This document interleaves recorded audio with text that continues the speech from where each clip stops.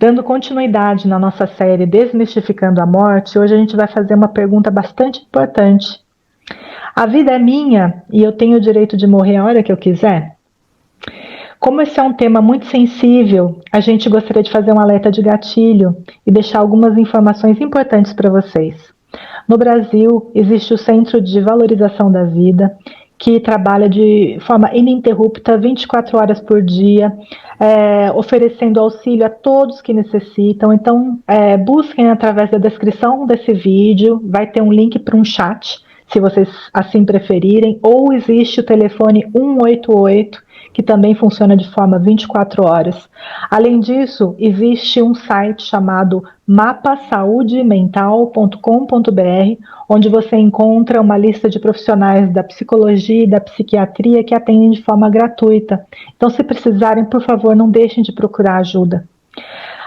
Mas a gente não pode se abster de falar de um tema tão importante. Hoje a gente vai sim tratar da eutanásia para justamente jogar mais luz sobre esse tema e tentar trazer mais entendimento para que façamos escolhas mais acertadas.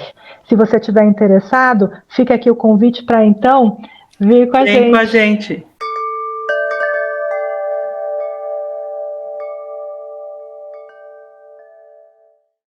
Gente, direito de morrer.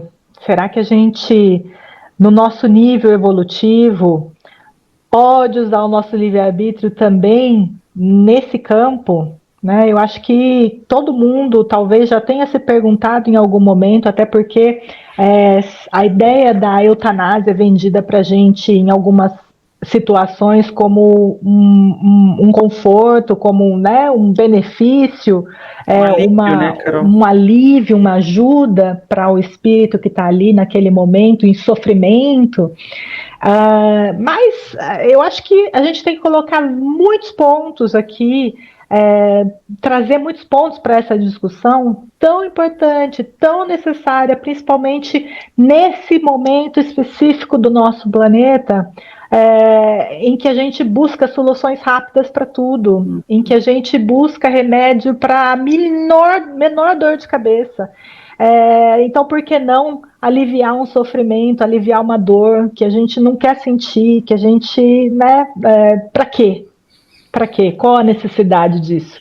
Então, acho que um dos maiores objetivos do vídeo de hoje é isso, né? É tentar responder essa pergunta. Mais do que responder, é tentar dar embasamento. Porque assim, ó, a gente, enquanto seres humanos, tem uma escalada evolutiva e a gente está aí numa caminhada muito interessante. E você pode realmente perceber que o nosso livre-arbítrio ele está cada vez mais ganhando espaço para agir. Antigamente a gente tinha um ângulo de livre-arbítrio muito fechado, né? Na época medieval, a gente nascia, sei lá, no feudo, a gente vivia no feudo, a gente morria no feudo, a gente não tinha como escalar, a gente não tinha como visitar outros países, a não ser a cavalo para, né, ali o vizinho ou outro vizinho. A gente não tinha muita liberdade de escolhas, né? E hoje, no comparativo, o nosso ângulo de livre-arbítrio, para uma pessoa num nível evolutivo ali, mais ou menos, ele abriu bastante. A gente tem a possibilidade de viajar, a gente pode fazer férias, a gente pode aprender uma nova língua, a gente pode entrar em contato com outras pessoas, a gente pode trocar de emprego se não gosta mais, a gente pode trocar de esposa, marido se não quer mais. Assim, são várias coisas que a gente pode fazer hoje. Mas será que então engloba também isso? Né, o dispor da própria vida? E aí eu acho que existe uma questão super importante da gente pontuar, que é perceber que ao mesmo tempo que nós vamos evoluindo enquanto espécie, enquanto seres humanos, né, e tudo mais, a gente tem, vai sendo colocado ao nosso alcance ferramentas que nos ajudam a ter um embasamento mais robusto, né, em termos de fazer escolhas mais acertadas, fazer escolhas mais conscientes. E aí, nesse aspecto, eu acho que antes da gente abordar a fundo o tema específico da eutanásia, acho que é importante a gente falar sobre duas ciências que atualmente ajudam a dar esse embasamento para nós, né? A primeira delas é a tanatologia, e vocês me desculpem, mas não tem como não ficar olhando aqui as minhas anotações, mas Que faz bom, parte. porque isso dá justamente o embasamento que a gente quer para o vídeo de hoje, pessoal. Então, requer muito estudo, muita pesquisa Exatamente. nossa.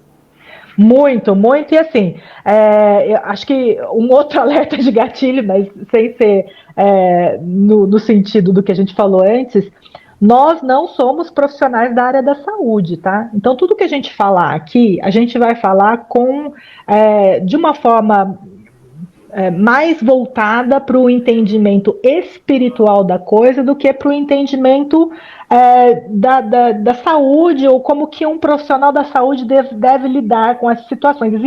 Essas ciências, as quais eu vou nominar aqui agora, estão justamente aí para ajudar a embasar a cada um de vocês que eventualmente são dessa área, que precisam de um apoio, entender um pouquinho melhor como se decidir por X ou por Y ou por Z. Então, no caso do primeiro deles, a tanatologia é o estudo da morte e das perdas. Ela começou lá no início do século XX com um russo. Ai, falar o nome do russo. Você Eu quer vou tentar tentar. mesmo, Carols? Vai lá, vai. Se Eu vou aventure. tentar. L. Metchnikov. Carol, eu escrevo para você depois do chat para dar para colocar na Na descrição, por favor.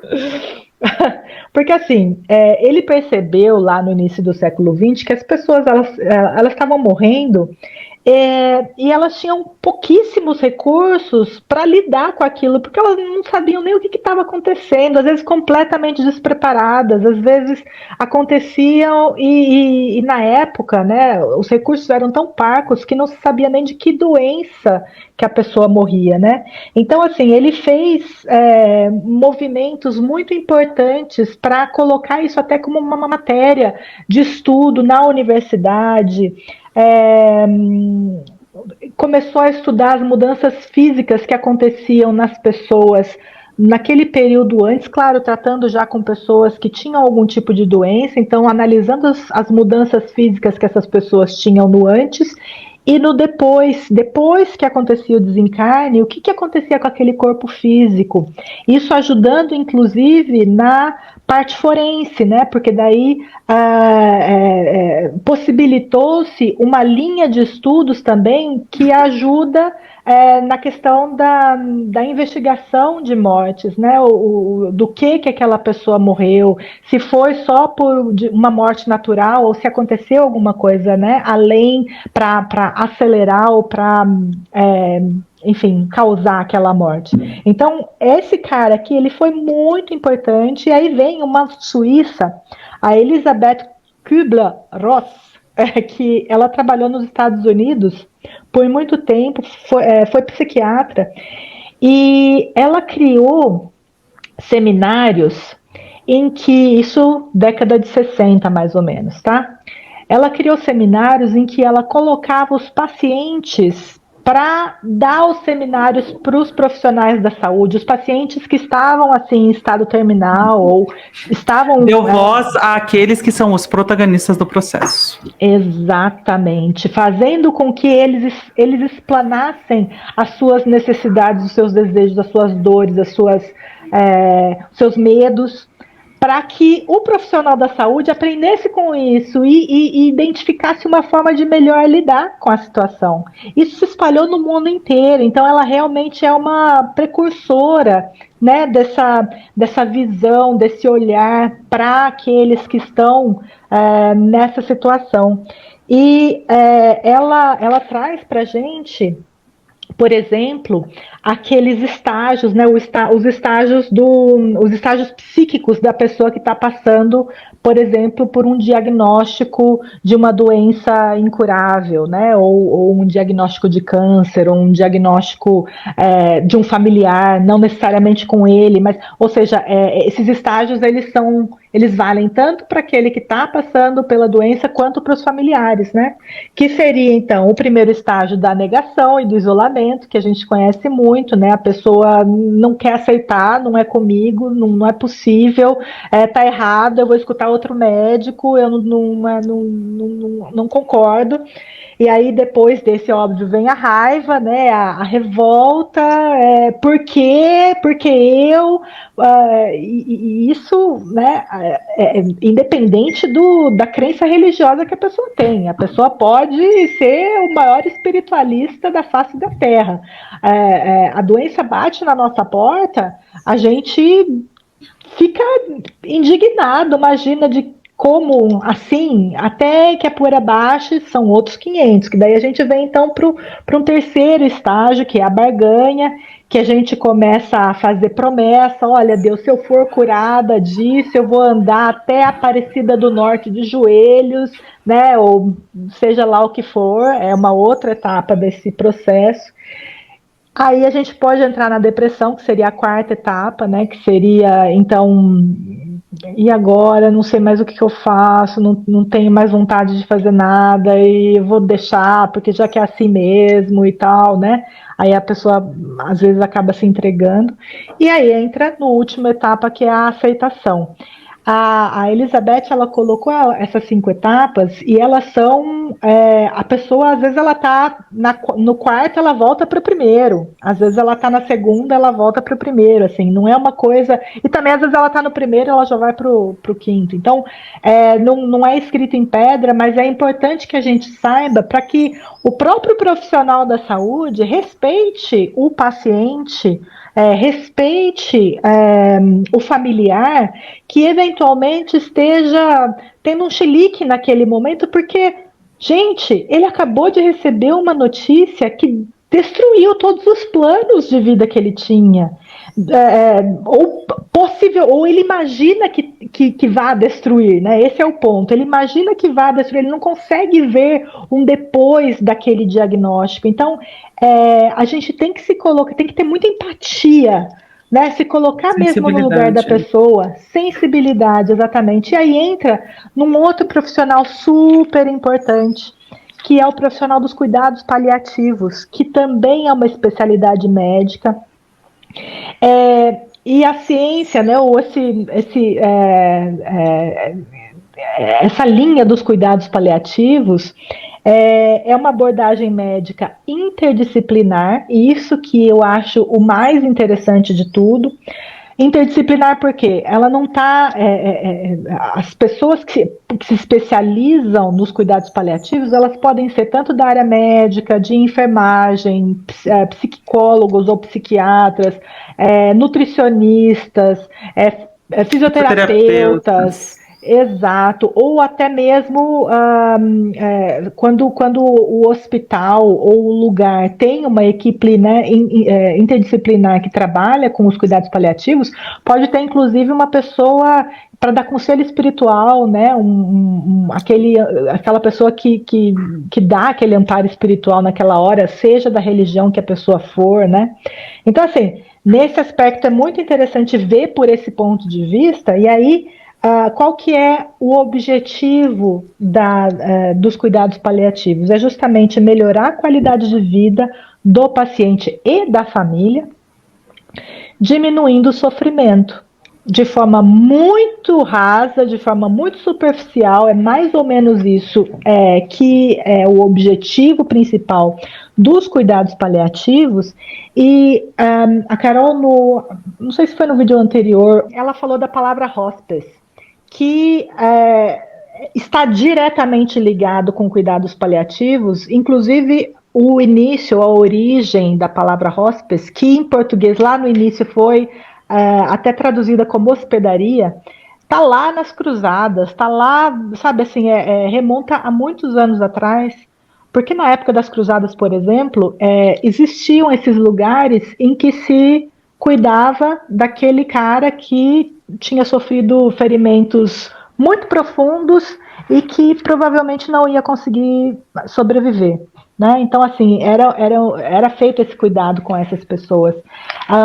E aí foi, obviamente, vindo com os anos, até que também na década de 60, mais ou menos. Na verdade, 1900 já teve na Irlanda, né, início do século XX já teve na Irlanda, as irmãs da ordem, como é que chama? Peraí, gente. Eu não estou cuidando. Olha, não estou entendendo a sua letra, Carol.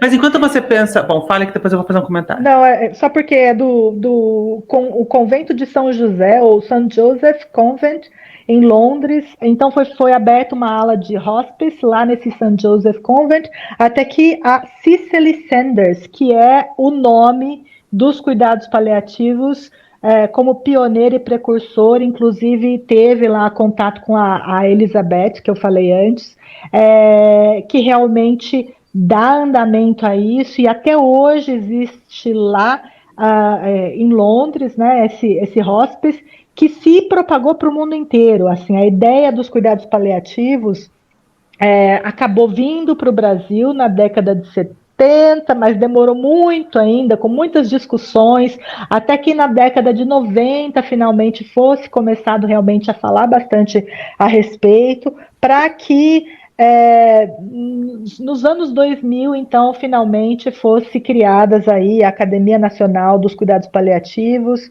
e entrasse no ano de 2009 no Código de Ética Médica, né, a questão dos cuidados paliativos. Carol?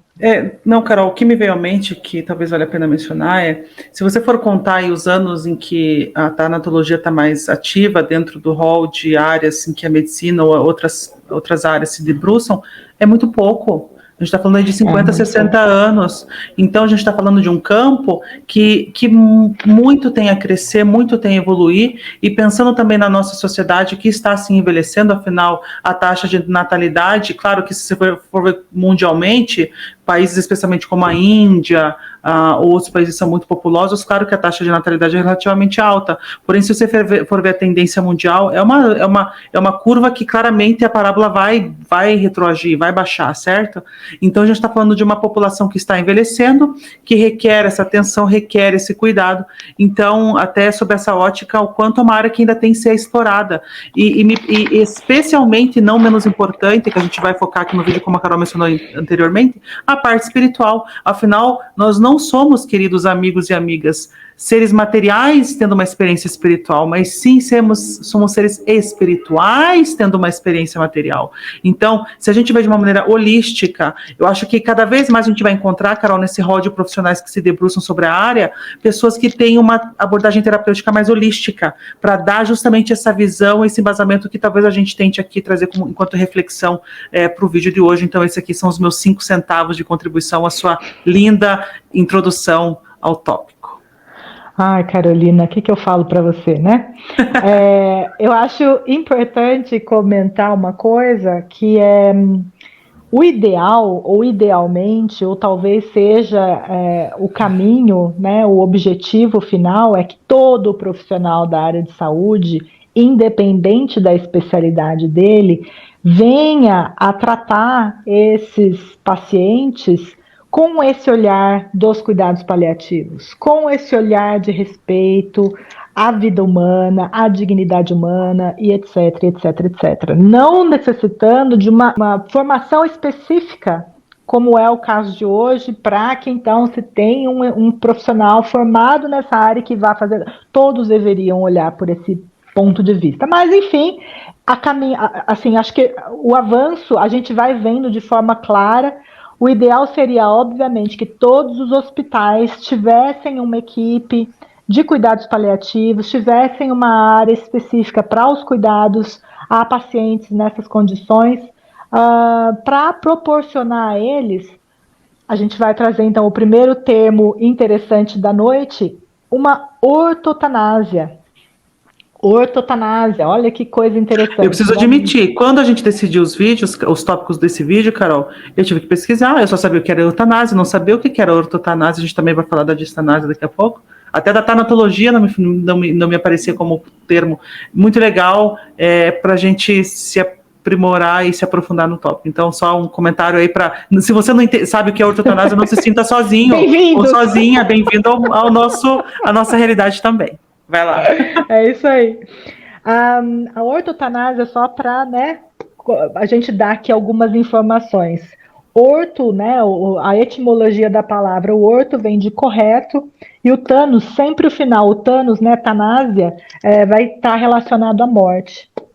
Então, Por isso que o nome do vilão do Marvel é Thanos, será que é o cara? Certeza que deve ser por causa eu não disso. assisto, então, Certeza. mas com certeza deve É o ser. cara dos Vingadores, pô, o Thanos, certeza. Então tá, mais É que tem, acho que tem um deus da uma trivia mitologia, aí. né, que chama Deve ter, com certeza. Thanos, uma coisa É, assim. bom. Bom, então, seria a morte no tempo certo, ou seja, ortotanásia igual morte no tempo certo, ou seja, não acelerando e nem retardando o processo. Né? É uma sensibilidade para perceber e identificar o processo natural da vida e o esgotamento das forças sem uma estimulação desnecessária à vida, a uma vida que não se mantém com respeito e que não se mantém com dignidade. Esse é o objetivo maior desses profissionais da área de cuidados paliativos. Se você falar com algum deles, com certeza ele vai colocar esse ponto para vocês, e talvez seja o mais difícil para muitos deles conseguirem, ou para nós até, né, em termos de explicação, conseguirem diferenciar um do outro.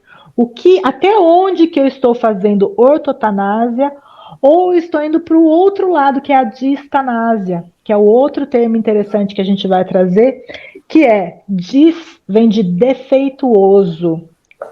Vem de defeituoso e thanos, como já dissemos, morte, então seria um prolongamento artificial da vida, causando sofrimentos físicos e psicológicos na pessoa e nos familiares.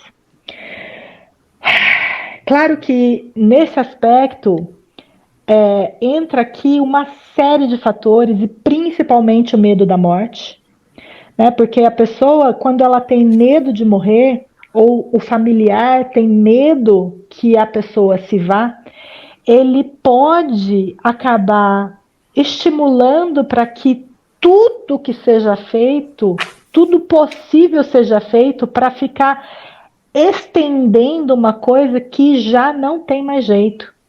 Então, assim, como disse, a gente não é da área da saúde. Eu recomendo que tenha, assim, um monte de canais super interessantes no YouTube, de profissionais da área, tratando sobre o tema. Por favor, se tiverem interesse, assistam, para conseguirem entender um pouquinho melhor a diferença entre os termos. Mas, por exemplo, ventilação mecânica, hemodiálise, medicamentos que fazem as funções que o corpo já não é mais capaz de fazer. Não estou dizendo que não é para fazer nada disso que eu estou falando, pelo amor de Deus, não é isso.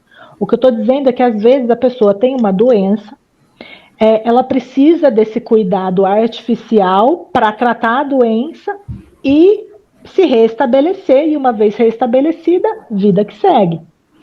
Só que em muitos casos, a doença é irreversível, não tem como sair daquilo. E você colocar uma coisa artificial para manutenção daquela vida, ao invés de estar ajudando aquela pessoa, está indo até na direção do trauma, está indo até na direção da tortura, de ferir a dignidade humana, porque às vezes está trazendo mais sofrimento para ela do que benefícios.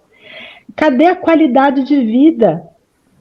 Cadê o respeito à dignidade humana? Então, eu sei que não é uma coisa muito fácil de se entender o que é orto e o que é dis. Talvez Existe uma área cinzenta muito grande, né, Carol, de como perceber, né, qual é o momento. Porém, aí que está a coisa mais importante. Eu concordo com você, mas aí que está a coisa mais importante. O respeito à vida e às pessoas,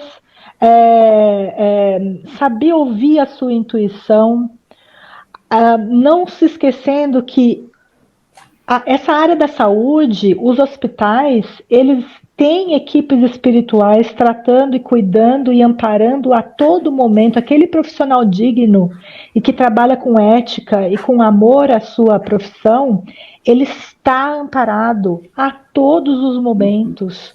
Na verdade, todos em nós, em todas as nossas profissões, estamos amparados. Existe também uma corrente para quem trabalha no supermercado, para quem trabalha nos correios, para quem trabalha, não importa onde, né, existe. Mas, obviamente, que na área da saúde, pela questão da vida da outra pessoa, a gente tem vários interesses ali sendo entrelaçados, porque existe o interesse do amparo àqueles profissionais, existe o interesse do amparo ao planejamento reencarnatório daquela pessoa que está sendo trazida para o tratamento. Então, assim, são muitos interesses que se cruzam, e a gente precisa acreditar, precisa entender, na verdade não precisa acreditar, precisa entender que existe algo por trás. Se a gente está aqui vendo um canal espiritual, a gente acredita nisso. Então, poxa, se conecte, sabe? Tente ouvir mais a sua intuição, e busque por esse amparo espiritual também, né? Eu acho que é importante para esse profissional da área da saúde esse tipo de informação.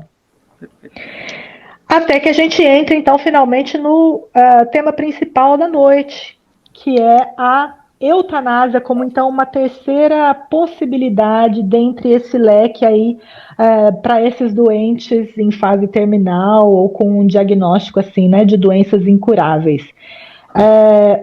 Que aí entra naqueles estágios psíquicos, né, em que a pessoa está, e às vezes quando a pessoa precisa também se conscientizar desses estágios para não acabar fazendo escolhas em momentos em que ela, por exemplo, está na depressão, ela ainda não conseguiu compreender e aceitar, entrar na aceitação, entrar no estágio em que ela é capaz de perceber a necessidade espiritual dela de passar por aquela situação, e aí ela pode achar que terminar com o sofrimento é o mais importante, né?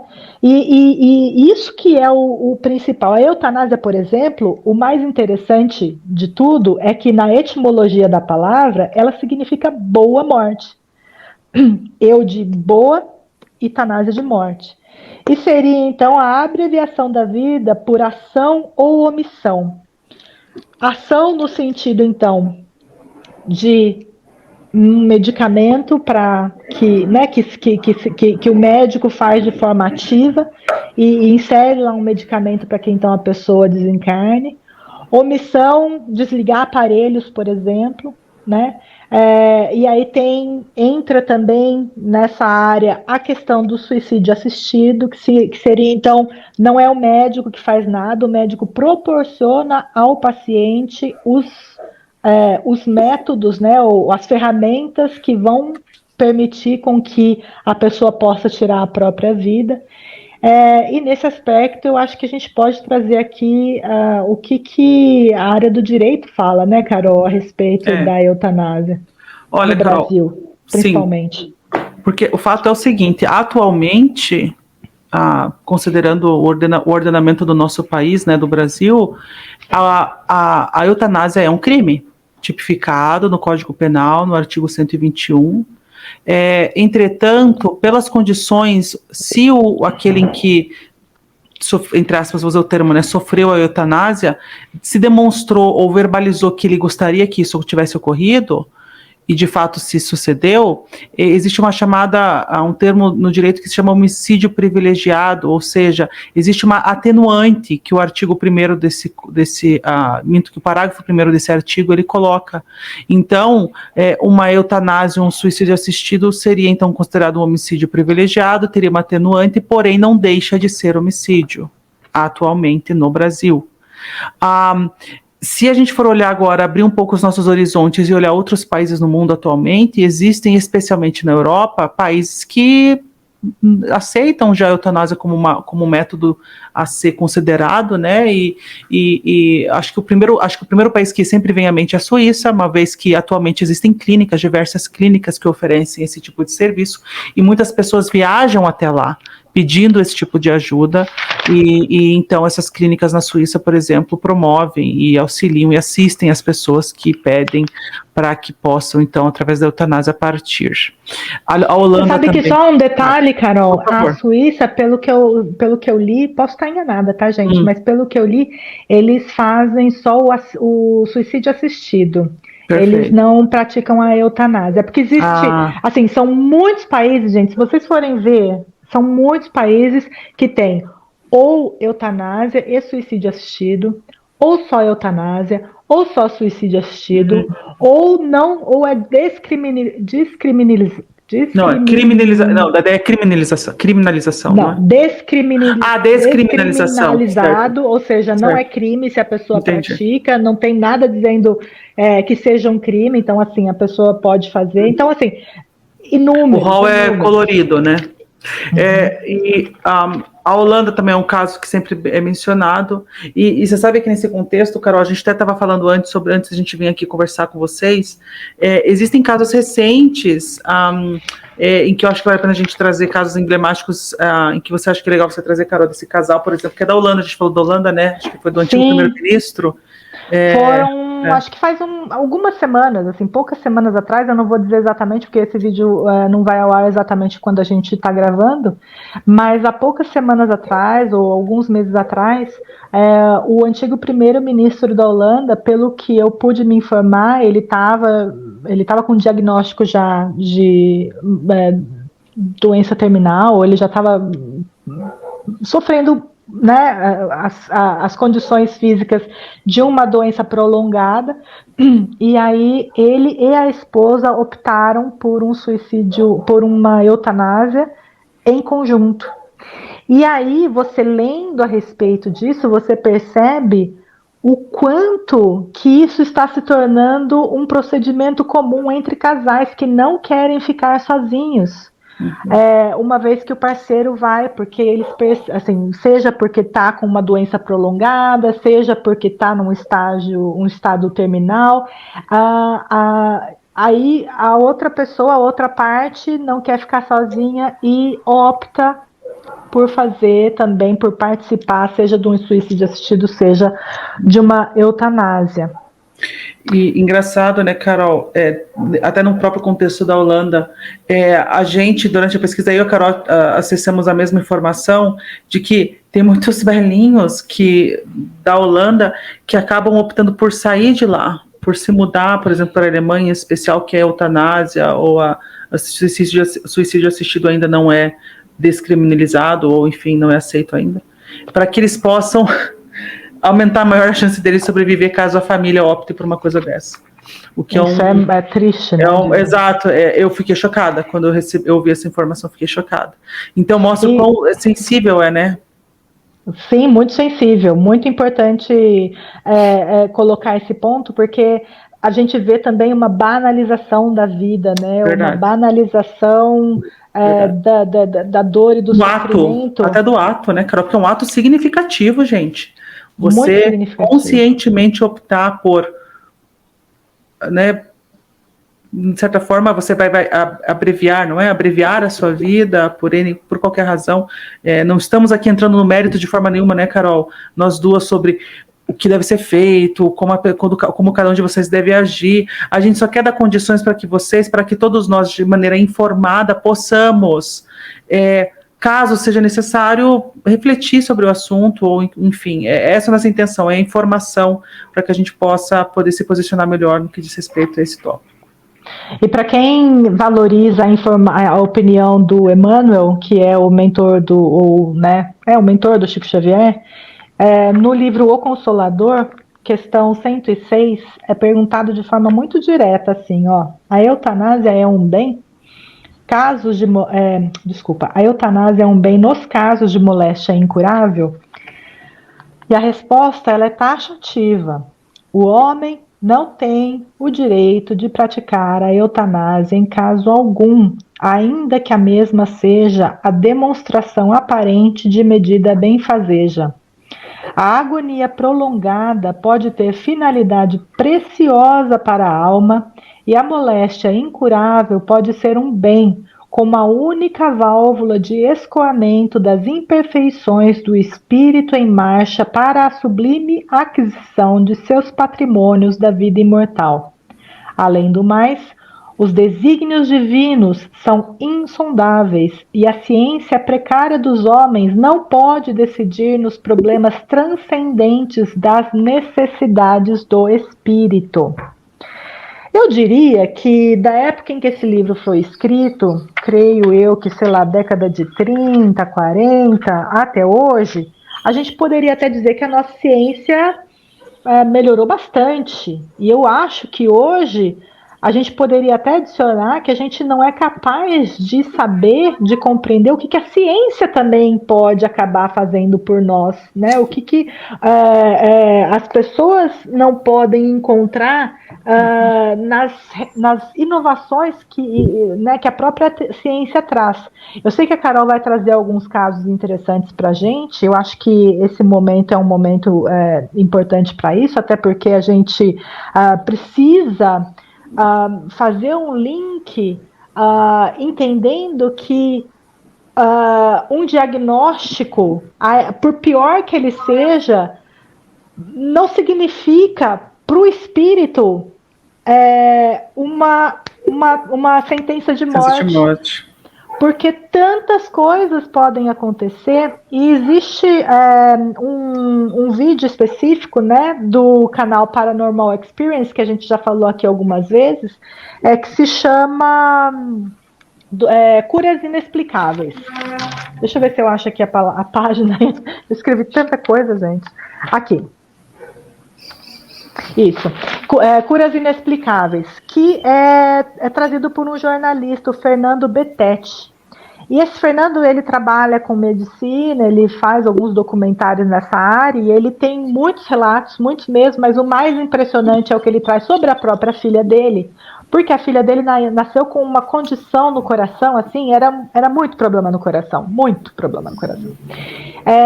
E ela tinha que tomar muitos medicamentos e fez com que o coração dela fosse até ficando fraco, né, de tanto medicamento que ela tomava. E o diagnóstico, pelo diagnóstico em si, o pai e a mãe já tinha que sentar e chorar e falar, já era, perdi minha filha, porque nenhum médico falava que ela ia ter muito tempo de vida, nenhum. E aí eles foram com fé e acreditando e buscando e lutando e fazendo de tudo, né, e cuidando, e aqueles custos, né, que se tem muito altos e tudo mais, mas foram levando a vida, até que um dia esse jornalista vai entrevistar o Dr. Laí Ribeiro. E aí, tantas coisas acontecem, eu não vou contar, se vocês quiserem assistam lá, mas no final ele conta para ele o que a filha dele tem, e como a especialidade dele é cardiologia, me parece, né, com especialização em nutrologia, ele tem uma nova tecnologia, vamos dizer assim, né, um remédio, um suplemento, que ele sabe de um cara lá dos Estados Unidos e que ele indica para ele, fala, olha, fala para ela começar a fazer uso disso. E aí ela começa a fazer uso disso. Primeiro ele pergunta para ele, e quantos meses ela tem? Quando ele vê o diagnóstico, né, ele fala, quantos meses ela tem? Ele fala, ela tem 8 anos. Ele fala, o quê? 8 anos? Não é possível que ela já tenha 8 anos. E aí ele vai atrás desse negócio e a menina começa a tomar. E quando ela tem que fazer os exames de 6 em 6 meses, né? E quando ela vai fazer os exames de novo, normalmente ela ficava 15 minutos na sala fazendo o exame. Nesse dia ela ficou 2 horas, não saía de lá de jeito nenhum, não saía. Quando os médicos voltaram, eles falaram, pai e mãe, eu não sei se vocês fizeram, mas a filha de vocês está de alta, não precisa mais vir para o médico. Eu sei que, resumo da ópera, a menina hoje tem mais de 20 anos, está estudando medicina, feliz da vida, e ela tinha um diagnóstico de morte. Entende? Então, assim, a gente nunca sabe a esquina que a gente vai... Aliás, as coisas, Carol, né? Nós trabalhamos no próprio vídeo Hora Certa de Morrer, que uma das coisas que nós, enquanto espíritos, definimos antes de vir para uma encarnação é também um processo de retorno à pátria espiritual. Portanto, inclusive o processo da morte já é por nós escolhido e definido, porque ele vai servir de experiência que nós nos propomos a ter aqui. Então, o círculo se fecha, não é? aí que é a questão, né? Às vezes a gente quer tomar uma decisão, uma escolha, e novamente a gente não está aqui para julgar nada de forma nenhuma. A gente só quer trazer a reflexão de que às vezes a gente se sente compelido a tomar uma escolha de uma visão muito limitada, sem reconhecer de fato qual é o propósito daquela situação, por que estamos passando por aquela situação, qual que é o ensinamento que está vinculado com aquela situação. Será que esse ensinamento não vai estar sendo cortado ou até impedido pela nossa escolha ali do livre-arbítrio?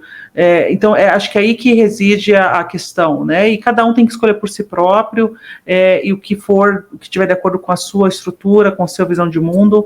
E eu vou trazer casos interessantes em que quebra até um pouco, Carol, de certa forma, não vou dizer que quebra, mas a visão espírita mesmo, a gente também pesquisou alguns vídeos, alguns tópicos no assunto, é uma visão, algumas pessoas dentro da linha espírita, vamos colocar dessa maneira, entendem que a eutanásia como ato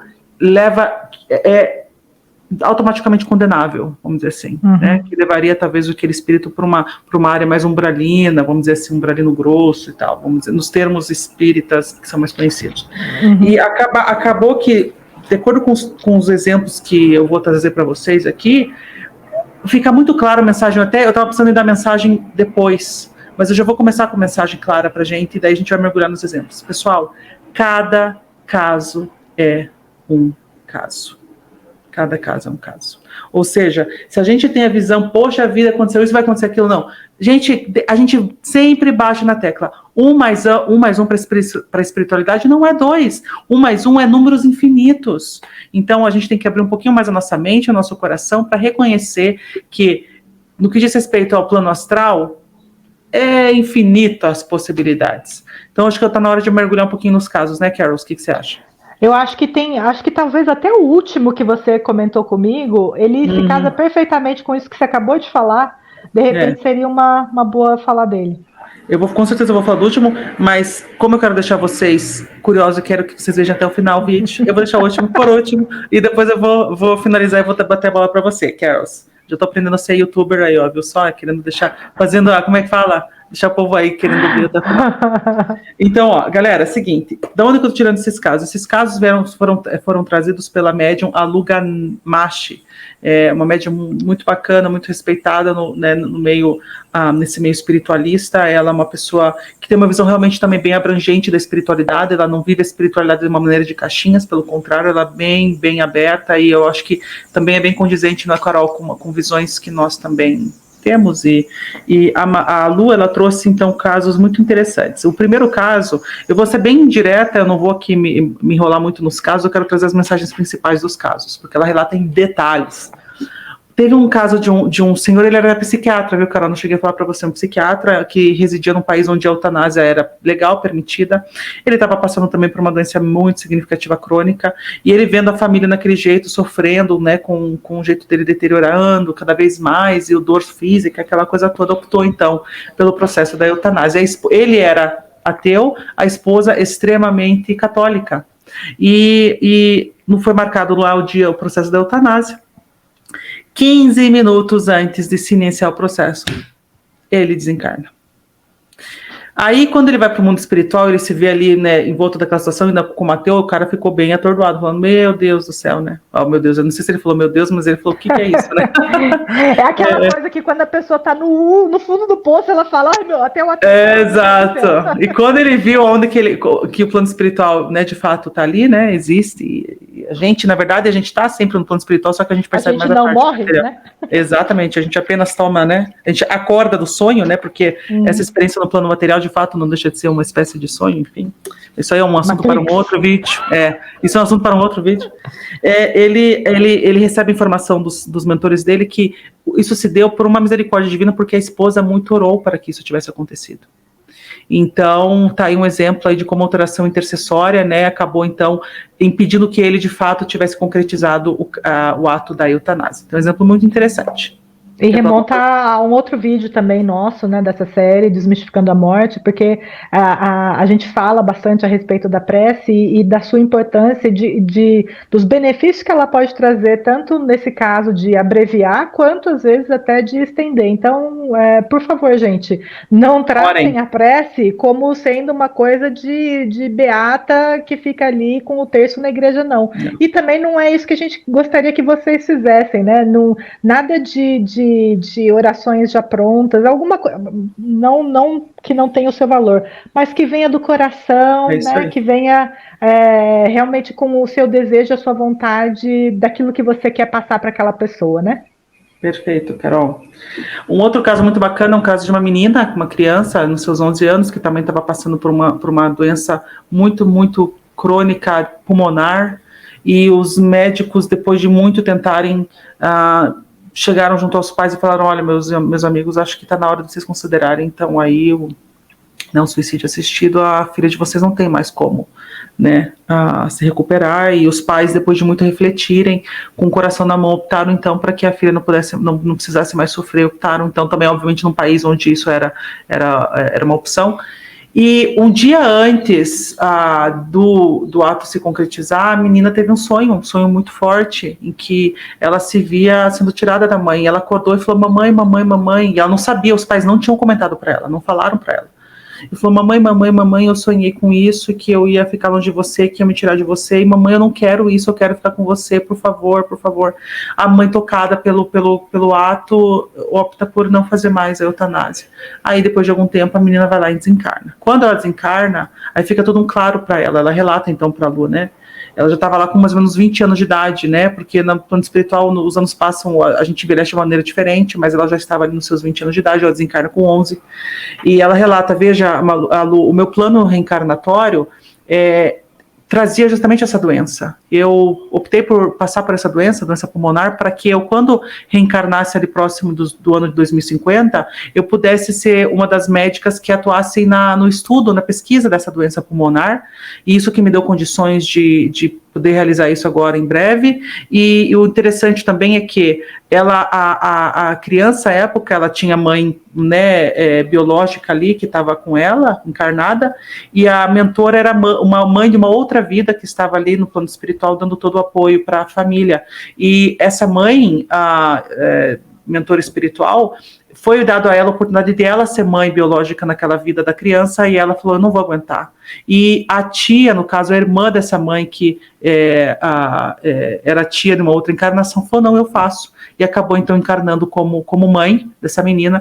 Então, você vê como a espiritualidade é bonita e perfeita. Às vezes a gente não tem essa noção. Então, tudo é perfeito, né, pessoal? Então, um caso aqui eu achei muito, muito emocionante, muito bonito de relatar para vocês. Um outro caso agora indo mais para a questão da eutanásia e daquela nossa visão, entre aspas, um tanto quanto, eu vou usar o termo julgadora / limitada, ou sei lá, eu não sei qual termo que dá para usar, mas que mostra que a eutanásia não é sempre caixinha de julgamento, sei lá, enfim. Existia um caso de uma senhora, por exemplo, em que ela estava passando por uma doença complicada, e ela falou, não quero sofrer, não quero passar muito por isso, eu já estava meio que sofrendo um pouco, falou, não, eu quero partir novamente num país onde era permitido.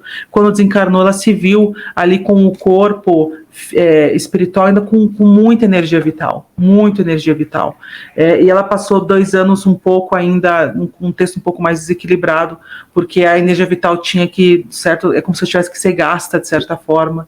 Então a senhora, ela acabou antecipando algo, e os mentores mesmo chegaram para ela e falou, quando ela perguntou, mas mentores, eu teria como não ter passado pela morte, ou talvez eu poderia de fato ter recuperado daquela doença? Eles falaram, olha, uma das possibilidades, sim, era de você se recuperar daquela doença. Então, um exemplo aí, onde a gente, às vezes, para querer abreviar o sofrimento, acaba que se antecipa algo que não é necessariamente aquilo que vai se concretizar naquela devida reencarnação.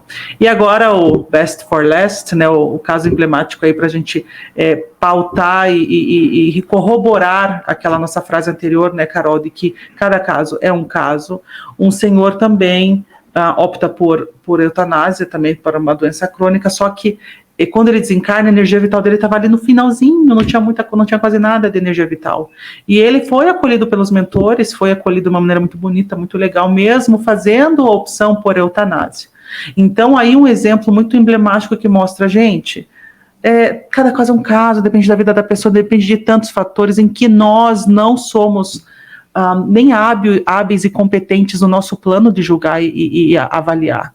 E uma coisa que a Lu trouxe, que eu acho muito legal, gente, Deus não é julgamento. Quem julga somos nós, quando retornamos. Nós é que percebemos os nossos atos, nós é que compreendemos que às vezes a nossa decisão, a nossa escolha, o uso do livre-arbítrio foi acertada, mas às vezes também não. Nós mesmos que percebemos, às vezes, o equívoco que tomamos na nossa vida. Então, o julgamento, na verdade, está em nós, não em Deus. Então, esse exemplo que eu acho que é legal a gente pautar, né, Carol, em que a gente nunca pode esquecer. Então, eu acho que é um convite a nós, às vezes, de se livrar um pouquinho dessa abordagem um pouco mais julgadora, assim, sabe? E ter consciência e tranquilidade com a gente mesmo. Então, cada um caso, pessoal. E a gente sempre vai bater nessa tecla. Então, tá aí os casos. Fala, eu só queria aproveitar, porque no último vídeo, quando a gente abre o parênteses e fala a respeito do caso do Dimas, a gente faz, então, um aprofundamento justamente para querer demonstrar que algumas atitudes que a gente toma, os seus resultados vão depender do nosso nível evolutivo e das nossas motivações. E aí, colocando, né, fazendo esse link com o vídeo, eu gostaria de trazer uma informação que a Sheilian fala para a gente, por exemplo, de como que acontece no planeta dela. A Sheilian é um ET, uma extraterrestre que traz canalizações e já nos falou a respeito de como que é a morte no planeta dela. E ela nos diz que a morte não é um processo como é no nosso, porque eles já estão num mundo de regeneração, que seria a próxima etapa que a gente está indo, né? Mas eles já estão no estágio mais avançado do processo da regeneração. E como eles desenham e fazem essa programação, esse planejamento reencarnatório de uma forma muito em conjunto, né, com os seus tutores kármicos, com os seus mentores, e a pessoa nesse estágio evolutivo, ela já trabalha de uma forma muito ética na vida dela e na vida em geral. Ela própria escolhe a hora que ela vai embora. Ela própria, a hora que ela percebe que ela não tem mais nada para oferecer, que ela pode ser mais útil em um outro lugar, que ela pode agora, que ela resolveu aquela situação, a que ela se propôs a resolver, ela mesmo pede para ir embora e vai embora.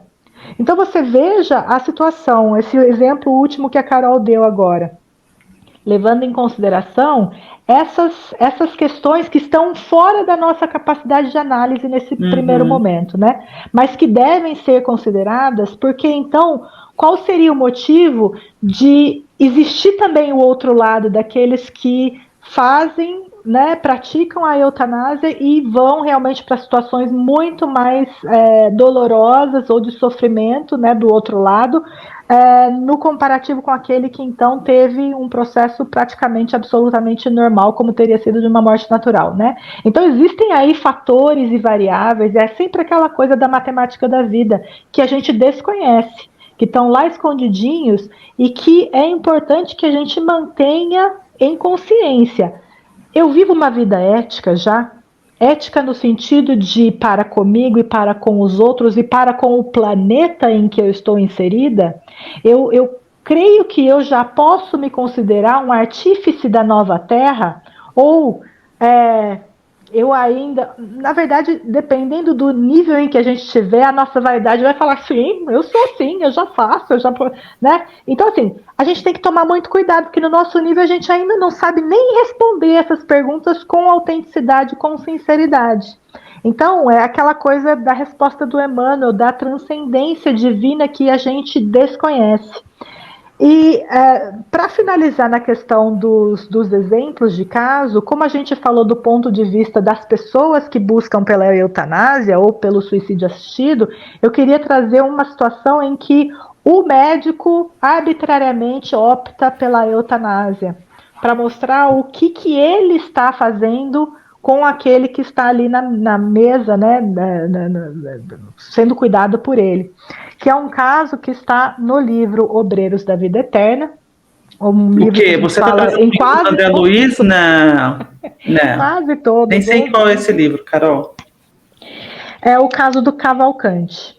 E uma coisa importantíssima do caso Cavalcante: medo da morte. O Cavalcante tinha muito medo de morrer, mas muito medo de morrer. E o porquê disso? Ele era extremamente religioso, só que com aquela visão religiosa que a gente aprende que é meio distorcida da realidade, né? De inferno, de limbo, de purgatório, de dor, de diabo, de isso, de aquilo, né?